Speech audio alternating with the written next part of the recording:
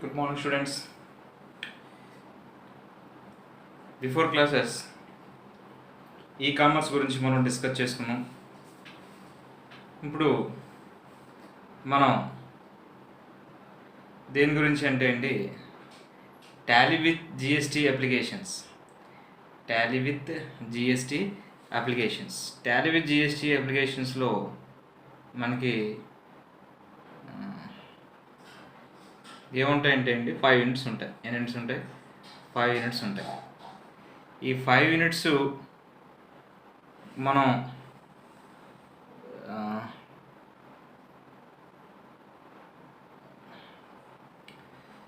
Unit 1 GST గురించి discuss చేసుకుంటాం. దేని గురించి అండి?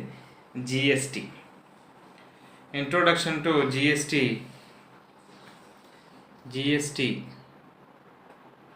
Difference between VAT, tax.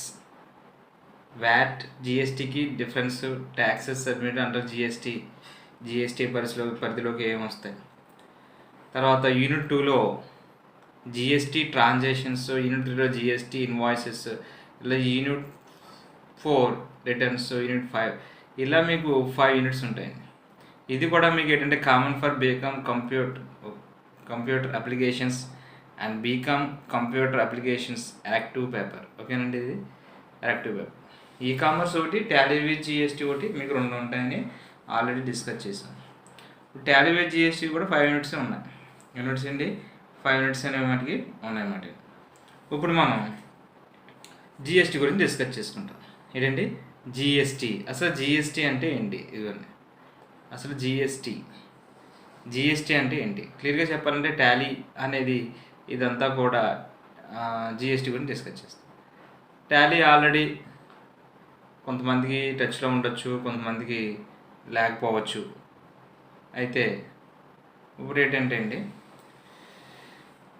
చాలామంది టాలీ ఎగ్జిక్యూట్ చేయాలి, లేదంటే టాలీలో మనం అంటే టాలీ నేర్చుకోవాలి. కరెక్ట్ అండి, టాలీ నేర్చుకోవాలి. టాలీలో సాఫ్ట్వేర్ ఉంటుంది. సాఫ్ట్వేర్స్ మనం ఇన్స్టాల్ చేసుకుని ఒకసారి అది ఎలా ఎగ్జిక్యూట్ చేయాలి, ఏది పర్చేజ్ చేస్తున్నాం, ఏది డెబిట్ అవుతుంది, ఏది క్రెడిట్ అవుతుంది, అన్న విషయాలన్నీ కూడా ఇప్పుడు మనం దాంట్లో ప్రూఫ్ చేయాలన్నమాట. ఓకేనండి. ఆ టాలీ వెర్షన్స్ ఉంటాయి. టాలీ 9.0 అని టాలీలో వెర్షన్స్ ఉంటాయి. ఓకేనండి. ఆ వెర్షన్స్ ప్రకారం మనం ఇన్స్టాల్ చేసుకుని ఆ టాలీ సాఫ్ట్వేర్స్ ఇన్స్టాల్ చేసుకున్న తర్వాత మనం ట్రయల్ వెర్షన్స్ ఉంటాయి లేదా లైసెన్స్ వెర్షన్స్ ఉంటాయండి. అవి మనం డిస్కస్ చేసుకోవచ్చు. ఓకేనండి. సాఫ్ట్వేర్స్ మటుకు ఎగ్జిక్యూట్ అవ్వాలంటే సాఫ్ట్వేర్ మటుకు ఖచ్చితంగా ఉండాలి. అయితే ఇప్పుడు జిఎస్టీ అనగానేమి ఏంటండి? అసలు జిఎస్టీ అనగానేమి?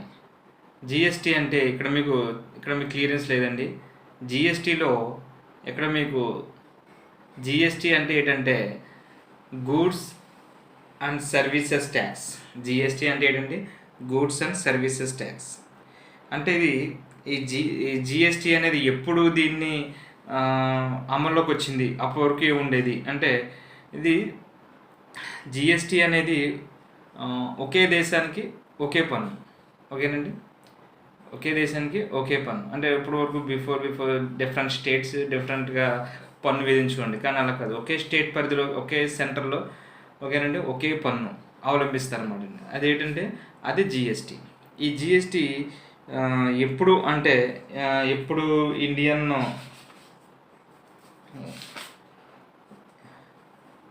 జూలై, ఎప్పుడంటే ఇది July 1, 2007 tax come effect from. ఎప్పుడంటే ఇది క్లియర్గా చెప్పాలి అంటే ఇండియన్ గవర్నమెంట్ ఏం చేసిందంటే 2017 జూలై 1 ఈ ట్యాక్స్ని ఇంప్లిమెంట్ చేయడం అనేది జరిగింది. మరి అప్పటి వరకు కూడా ఏముండేదండి మరి అంటే వ్యాట్ ఉండేదండి. ఏముండేదండి? వ్యాట్ అంటే వాల్యూ యాడెడ్ ట్యాక్స్ అంటుంది. వ్యాట్ ఉండేది అన్నమాట. ఇప్పుడు ఈ జిఎస్టీ ఏంటంటే ఒకే దేశానికి ఒకే పన్ను, అంటే ప్రతి రాష్ట్రంలో విడివిడిగా కన్నా మొత్తం ఒకే దేశానికి మొత్తం ఏ రాష్ట్రానికి వెళ్ళినా ఒకే పన్ను ఉంటుంది అన్నమాట. ఒకే పన్ను ఉంటుంది. ఆ పన్ను ఏమన్నా అంటే అది ఎందులోకి తీసుకొచ్చారంటే జిఎస్టీ పరిధిలోకి తీసుకొచ్చింది. జిఎస్టీ అంటే గూడ్స్ అండ్ సర్వీసెస్ ట్యాక్స్, అంటే ఇన్కమ్ ట్యాక్స్ చూడండి ఉంటుంది కదా అలా మాట అండి. సర్వీసెస్ మనం ఎంత తెలుసుకుంటాం దాని గురించి. అయితే ఇప్పుడు జిఎస్టీ అనగానే అసలు జిఎస్టీ అంటే ఏంటి, ఈ జిఎస్టీ ఎందుకు పెట్టారంటే అండి, జిఎస్టీ స్లాబ్స్ ఉంటాయండి. ఫస్ట్ ఈ స్లాబ్స్ మనకి ఇయర్కి మారిపోవచ్చు, లేదంటే అలాగే ఉండొచ్చు, అది మనం డిస్కస్ చేయలేం.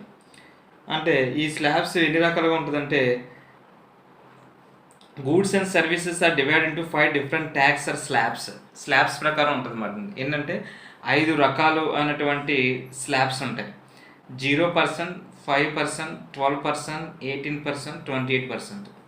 కలెక్షన్ ఆఫ్ ట్యాక్స్ ఏంటంటే 0, 5, 12, 18, 28. ఓకేనండి. అంటే 0, 5, 12, 18. ఓకేనా, అర్థమవుతుందండి. 0, 5, 12, 18 మరియు 28. ఓకేనండి. ఓకే, అది బిఫోర్ మాట అండి. ఓకేనండి. ఇది ఇప్పుడు ఇండియన్ గవర్నమెంట్ ఏం చేసిందంటే ఇలాగా ఈ పద్ధతిలో ప్రవేశపెట్టింది. However petroleum products, alcohol drinks and electricity, ఓకేనండి, ఇవన్నీ కూడా దేని పరిధిలో వస్తాయంటే జిఎస్టీ పరిధిలోకి వస్తాయండి. అదేంటండి సార్, మీకు ఎన్ని పరిధిలోకి వస్తాయి? జిఎస్టీ పరిధిలోకి వస్తుంది. ఇక్కడ జిఎస్టీ అంటే goods and services tax. GST means goods and services tax. అంత ముందు వరకు ఏముండేది? వ్యాట్ ఉండేదండి. VAT means value added tax. VAT అంటే ఏంటండి?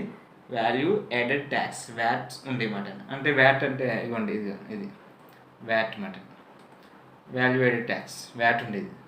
అలా కాకుండా ఇప్పుడు ఏంటంటే అండి, ఇప్పుడు జిఎస్టీ పరిధి ఎందుకంటే 2017లో జూలై 1 ఇండియన్ గవర్నమెంట్ ఏం చేసిందంటే అండి ఒకే పరిధిలోకి తీసుకొచ్చింది అనమాట.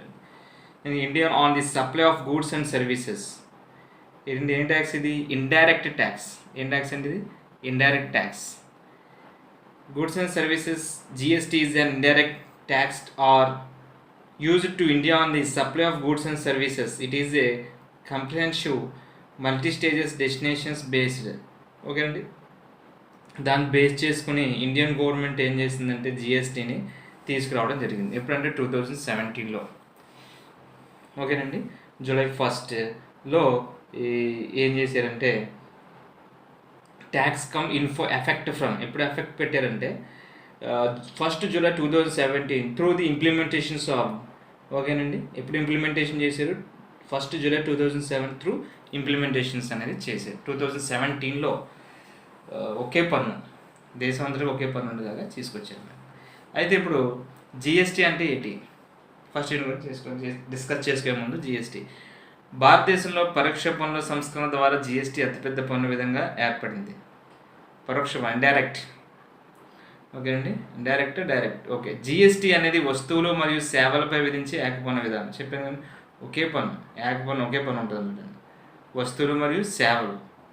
ఓకేనండి, వస్తువులు అంటే ప్రొడక్ట్స్, సర్వీసెస్ మరియు సేవలు విధించే పన్ను వాటి యొక్క గమ్యం ఆధారంగా విధించబడుతుంది. వస్తువు మరియు సేవ ఉత్పత్తి ప్రారంభ దశ నుండి అంతిమంగా వినియోగం అయ్యే అన్ని దశలు విధిస్తున్న సెంట్రల్ ఎక్సైజ్ డ్యూటీ ఎస్ఏటి మరియు సేవా పన్ను, వ్యాట్, తర్వాత ఎంట్రీ ట్యాక్స్, ఆర్ట్రై మొదలుగానివి జిఎస్టీలో కలిపిపోయినవి. అంటే చూడండి, చాలా స్టేట్స్ డిఫరెంట్గా పన్ను విధించుకుంటుంది. వ్యాట్ అని చూడండి, ఒకసారి బట్టలు దిగుమతి చేసుకోవడానికి వ్యాట్ ట్యాక్స్ ఇచ్చేసేవారు.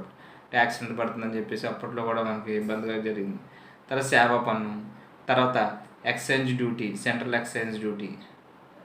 ఓకేనండి, తర్వాత యాంట్రీ ట్యాక్స్, తర్వాత ఆక్ట్రై మొదలుగునవి అన్నీ కూడా ఎందులోకి వస్తాయంటే జిఎస్టీలో కలిపాను అనమాట. ఎందులో అండి?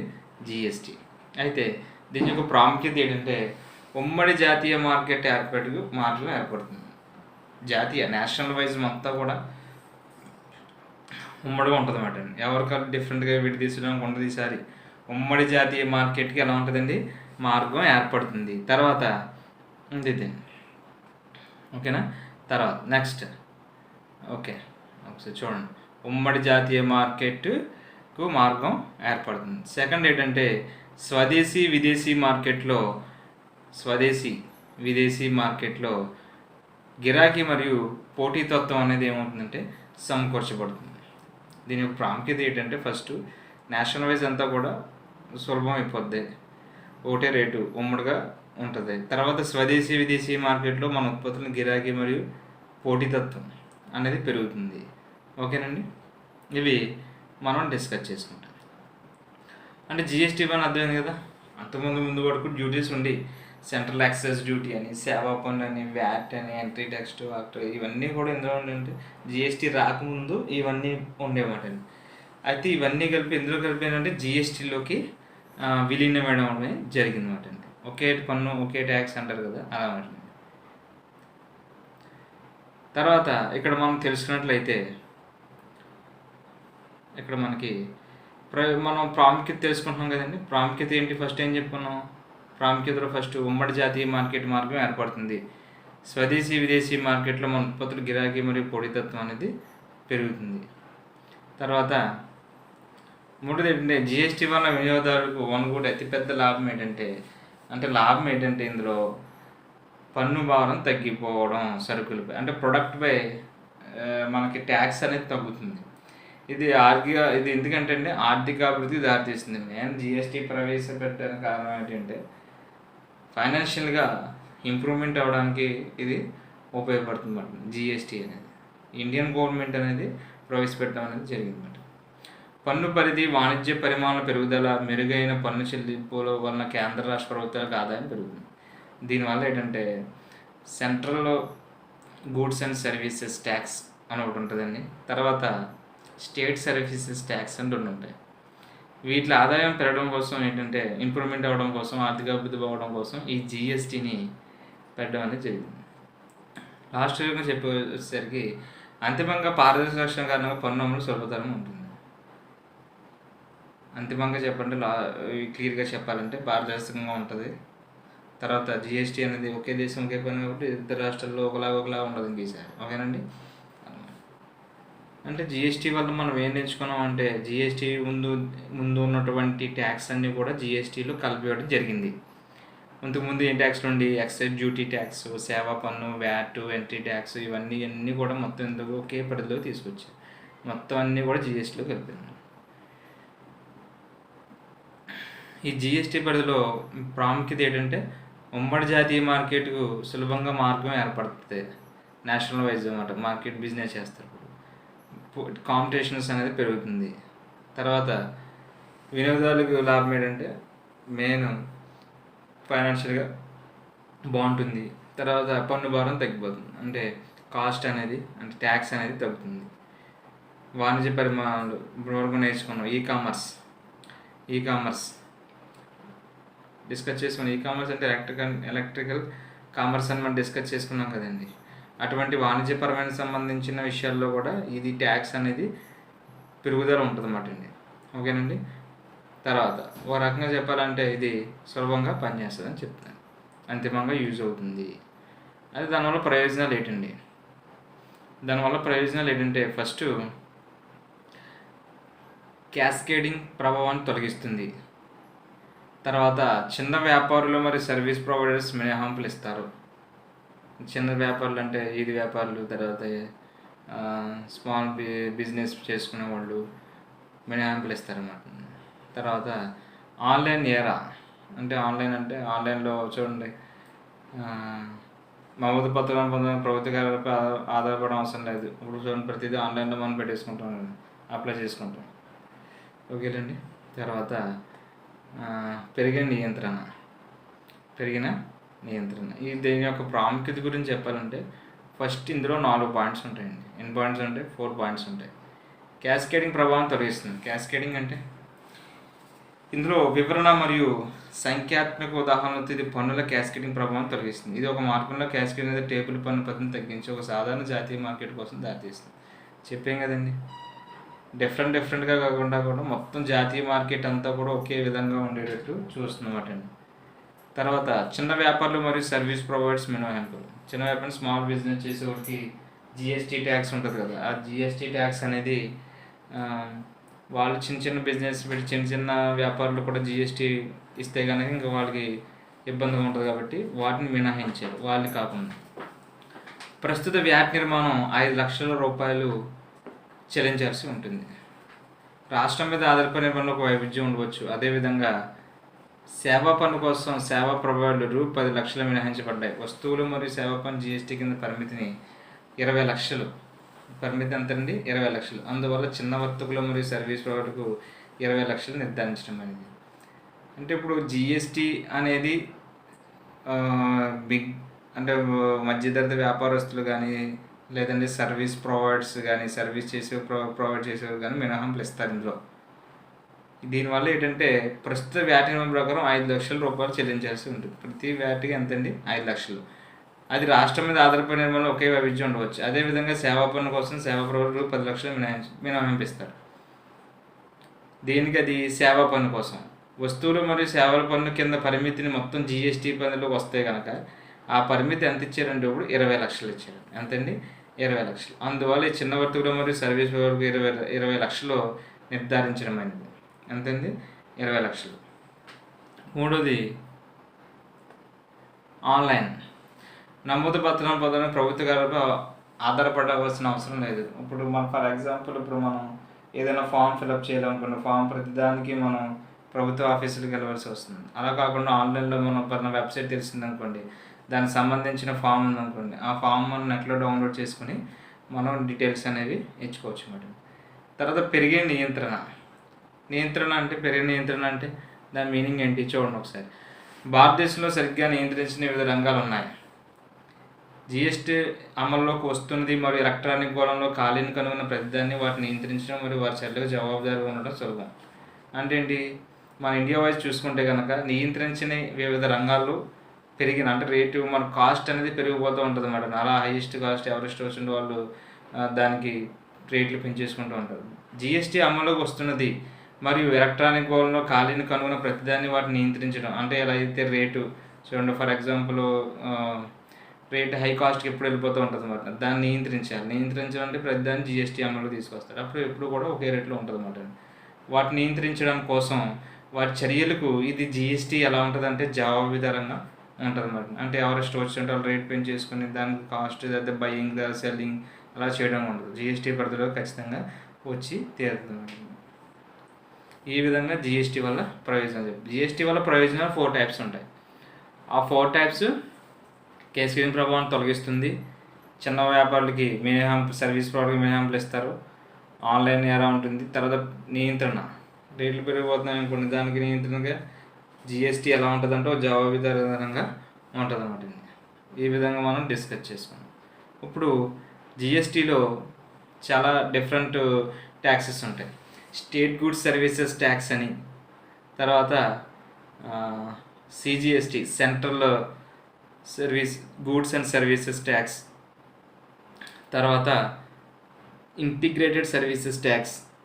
ఇవన్నీ అబ్రివేషన్స్ అండి. ఇక్కడ మీకు క్లియర్గా అంతలేదు ఇందులో ఫోన్లో వచ్చేసరికి. ఇక్కడ ఏంటంటే అక్కడ మీకు 3 టైప్స్లో ఉంటుందండి. అంటే జిఎస్టీ అంటే ఏంటి? Goods and services tax. GST అంటే గూడ్స్కి సర్వీసెస్ ట్యాక్స్. అందులో సెంట్రల్కి సర్వీసెస్ ట్యాక్స్ ఉంటుంది, స్టేట్కి సర్వీసెస్ ట్యాక్స్ ఉంటుంది. అందుకనే దాన్ని ఏమంటామంటే ఎస్జిఎస్టీ అంటాం. ఎస్జిఎస్టీ అంటే central goods services tax. CGST అంటే సెంట్రల్, ఎస్ అంటే స్టేట్ అండి, స్టేట్ సర్వీసెస్ ట్యాక్స్. సి అంటే సెంట్రల్ సర్వీసెస్ ట్యాక్స్. 2 ఉంటాయండి.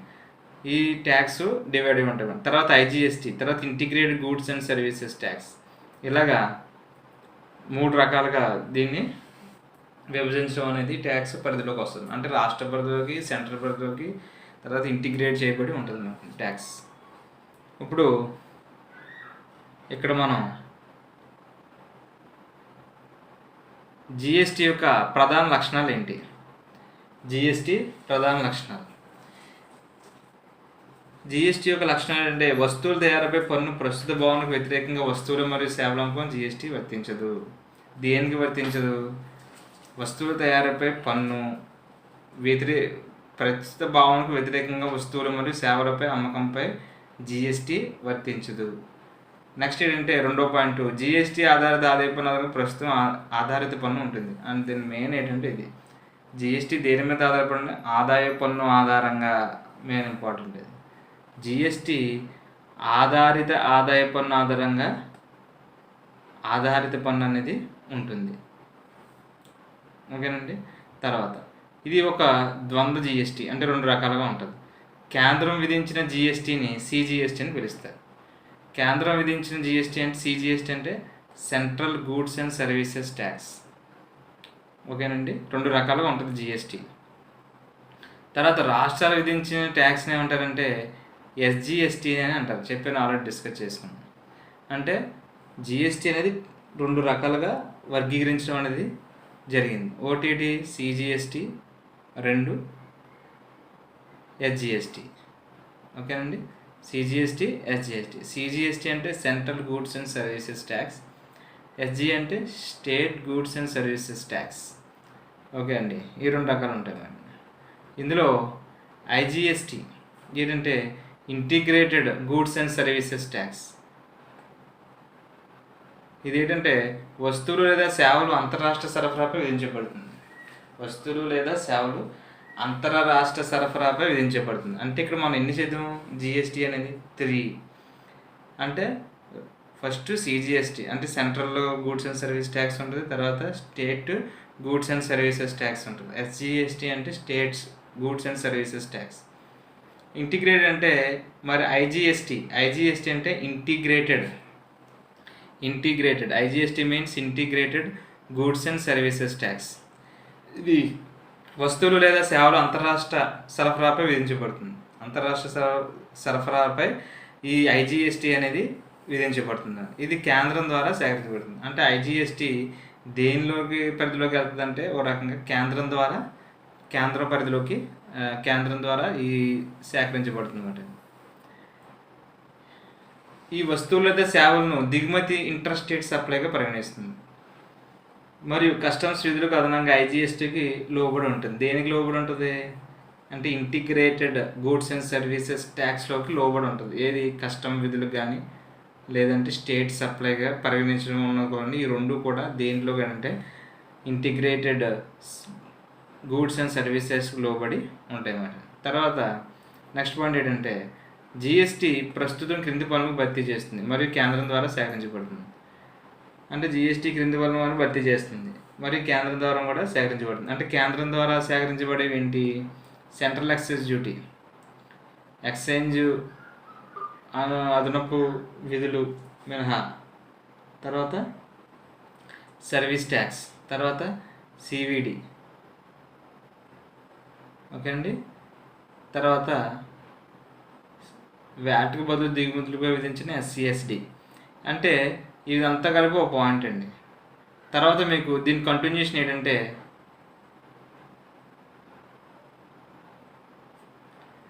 Central sales tax CST, excise duty medicine and టాయిలెటరీస్పై విధించింది సర్చార్జీ మరియు సెస్లో.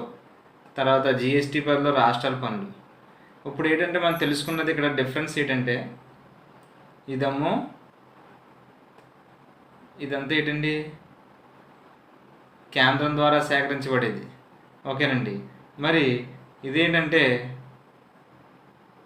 ఇది రాష్ట్ర పన్నులోకి ఏమొస్తుందో చెప్పండి. అంటే జిఎస్టీ పరిధిలో రాష్ట్ర పన్ను చెప్పాం కదా, 2 రకాలుగా ద్వంద్వ వైఖరిని కలిగి ఉంటుంది, ద్వంద్వగా ఉంటుంది, 2 రకాలుగా ఉంటుందని జిఎస్టీ. ఏంటది? State goods and service tax, central goods and service tax. States goods ఏంటి?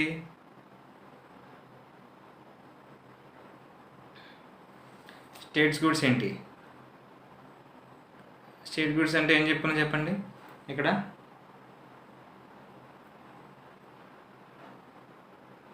ఓకే చూడండి సార్, ఇక్కడ సెంట్రల్లో ఏం చెప్పండి ఒకసారి. సెంట్రల్లో ఏం చెప్పాను చూడండి. కేంద్రం ద్వారా సేకరించబడుతుంది సెంట్రల్ ఎక్సైజ్ డ్యూటీ ఒకటి, సర్వీస్ ట్యాక్స్ ఒకటి, ఎక్సైజ్ డ్యూటీ బదులు దిగుమతులపై విధించింది, వ్యాట్కి బదులుగా దిగుమతులపై విధించింది ఏంటంటే ఎస్సిసిడి, వాల్యూ యాడెడ్ ట్యాక్స్. ఓకేనండి. ఇవి మరి స్టేట్కి బదులు స్టేట్లోకి ఏమొస్తాయండి? స్టేట్లోకి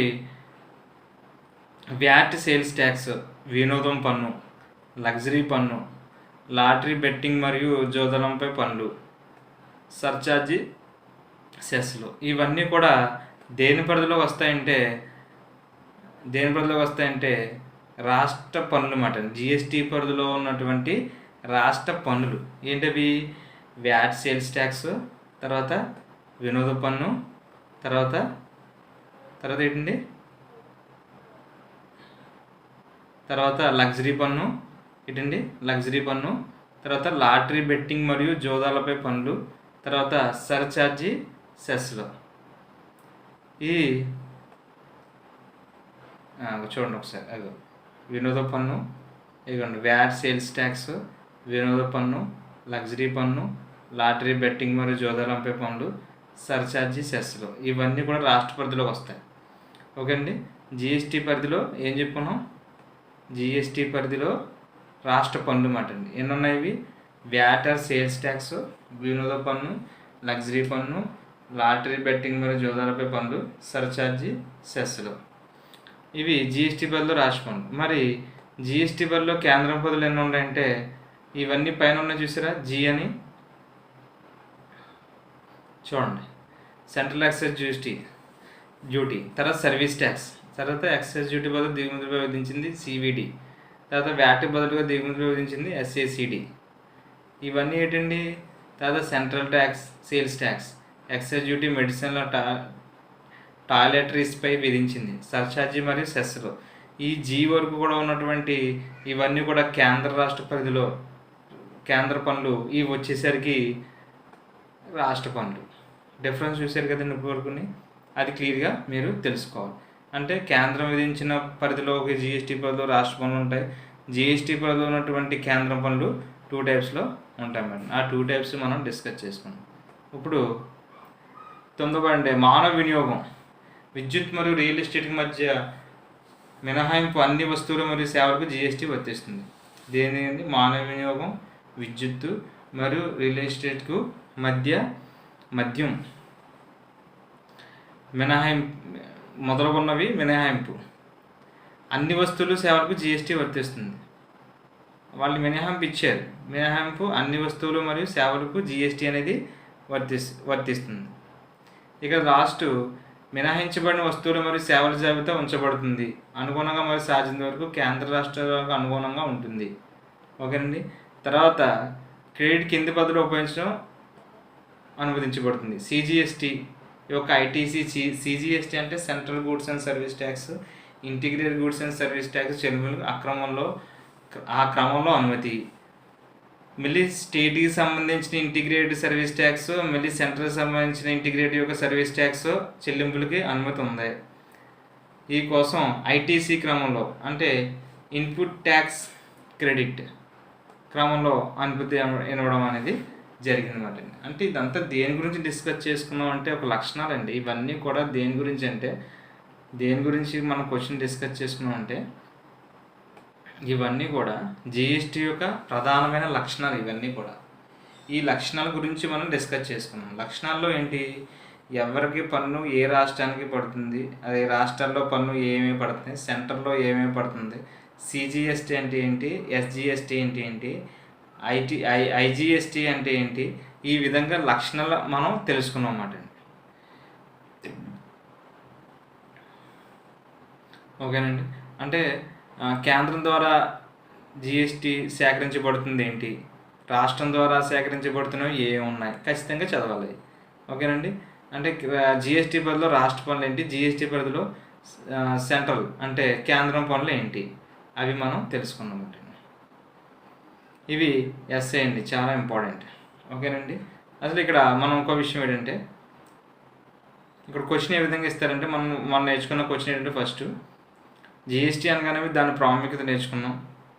నెక్స్ట్ జిఎస్టీ ప్రాముఖ్యత నేర్చుకున్న తర్వాత క్వశ్చన్ ఏంటంటే జిఎస్టీ ప్రయోజనాల గురించి మనం తెలుసుకున్నాం. జిఎస్టీ ప్రయోజనాలు అంటే క్యాస్కేడింగ్ ప్రభావం తొలగిస్తుంది, చిన్న వ్యాపారులు సర్వీస్ కూడా మినహాయింపులు ఇస్తారు, ఆన్లైన్ ద్వారా చూసుకుంటాం, పెరిగిన నియంత్రణ, ఇవి మనం జిఎస్టీ వల్ల ప్రయోజనాలు. అంటే జిఎస్టీ అనగానే దాని ప్రాముఖ్యత తెలుసుకుని జిఎస్టీ ప్రయోజనాలు. ఇక్కడ 2 అయినాయి క్వశ్చన్స్. మూడోది ఏం డిస్కస్ చేసుకున్నాం అంటే జిఎస్టీ. మూడోది ఏంటండి, ఏ క్వశ్చన్ అది, జిఎస్టీ యొక్క లక్షణాలు, జిఎస్టీ యొక్క ప్రధాన లక్షణాలు. ఇక్కడికి ఎన్ని క్వశ్చన్స్, 3 క్వశ్చన్స్ ఉన్నాయండి. లక్షణాలు అంటే ఏం లేదు, కేంద్ర పరిధిలోకి ఏ పనులు వస్తాయి, రాష్ట్ర పరిధిలోకి ఏ పనులు వస్తున్నాయో తెలుసుకున్నాం. అవి 3 ఎస్ఏలు. ఓకేనండి, ఈ 3 గురించి వాటికి మనం తెలుసుకున్నాం. ఇప్పుడు ఏంటంటే అండి, అసలు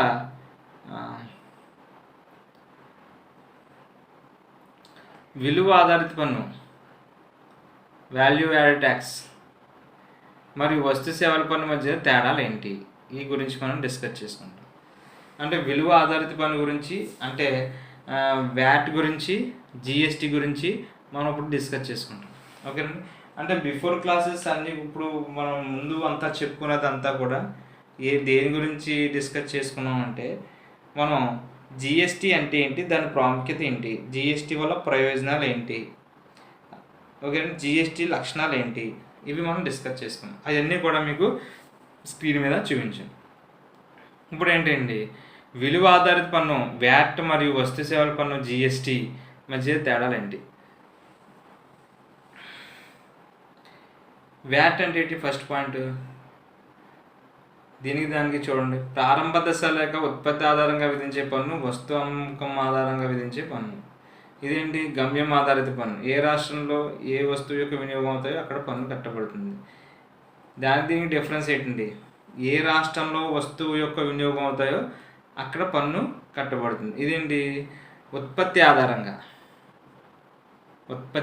ఆధారంగా వస్తు అమ్మకం ఆధారంగా విధించే పన్ను.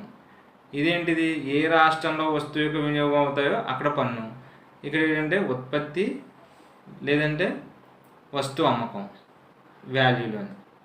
తర్వాత వస్తువుల అమ్మకంపై విధించే పన్ను, ఏది, విలువ ఆధారిత పన్ను. వ్యాట్లో ఏంటంటే సెకండ్ పాయింట్, వస్తువుల అమ్మకంపై విధించే పన్ను. వస్తువులు అమ్ముతాం కదా, దానికి ట్యాక్స్ పడుతుంది అన్నమాట అండి. ఇది ఏంటంటే వస్తువు మరియు సేవల సరఫరాపై విధించే పన్ను. వస్తువు మరియు సేవల సరఫరాపై అంటే ఏంటి, ప్రొడక్ట్ అండ్ సర్వీసెస్, ఓకేనండి, ట్యాక్స్పై విధించే పన్ను. ఇదేంటిది, పన్నుల అమ్మకంపై విధించే పన్ను. వస్తువులు అంటే ప్రొడక్ట్ మనం సెల్లింగ్ ఏం చేస్తామండి, సెల్లింగ్ విధించే పన్ను అన్నమాట అండి. ఇదేంటి, సేవలు సర్వీసెస్పై విధించే పన్ను. వస్తువుల మీదనే పన్ను, సేవల మీద పన్ను విధించే అధికారం రాష్ట్రాలకు లేదు. ఇప్పుడు వాల్యూ యాడెడ్ ట్యాక్స్లో ఇందులో 3వ పాయింట్ ఏంటండి, రాష్ట్రాలకు ఏం లేదు, వస్తువుల మీదనే పన్ను, సేవల మీద పన్ను విధించే అధికారం ఎవరికి లేదు, రాష్ట్రాలకు లేదు. కానీ ఇప్పుడు జిఎస్టీ పరిధిలోకి వచ్చిన తర్వాత రాజ్యాంగ సవరణ ద్వారా రాష్ట్రాలు, కేంద్రం రెండింటి మీద పన్ను వసూలు చేస్తాయి. ఓకేనండి, రాజ్యాంగ సవరణ ద్వారా ఏం చేశారంటే, ఆర్టికల్ ప్రకారం రాష్ట్రాలు, కేంద్రం రెండింటి మీద పన్ను ఏం చేశారండి, వసూలు చేస్తున్నాయి.